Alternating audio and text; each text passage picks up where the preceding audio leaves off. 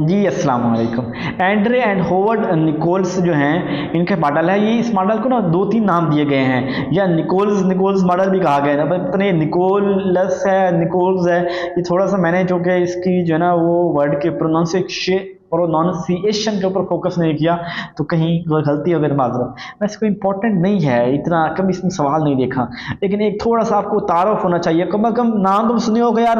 और curricular model किसने दिया यार? निकोलस ने दिया था। कब दिया था यार? 1978 में दिया था यार। ये भी साइक्लिकल मैटर है, ये व्हीलर की तरह ये भी साइक्लिकल मॉडल है। और ये जो है फर्स्ट इसने बुक पब्लिश की थी, और इंग्लैंड के अंदर ये बड़ा पॉपुलर था।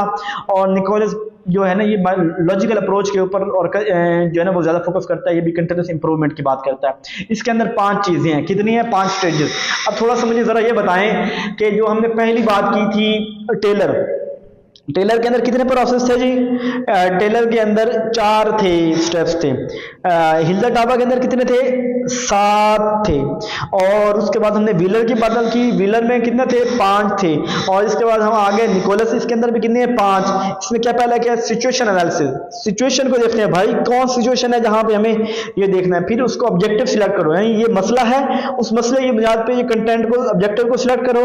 फिर उस कंटेंट को सिलेक्ट भी करो, ऑर्गेनाइज। इसमें थोड़ा सा यहाँ पे इसने प्रोसेस को इकट्ठा कर दिया है, हिल्डर टाबा की तरह समझो मिलता जुलता है। उसने अलग अलग किया था, selection of content, organisation of content. इसने कहा सिलेक्ट भी करो, ऑर्गेनाइज भी करो। इसने कहा एक्सपीरियंस सिलेक्ट भी करो, ऑर्गेनाइज भी करो। इसने कहा फिर बाद में इवैल्यूएट करो। ये इसका प्रोसेस देखो। पहले सिचुएशन एनालिसिस, फिर सिचुएशन क्या है, फिर उसके बाद इधर से चल रहा है ना, दूसरी तरफ से ऐसे करके चल रहा है।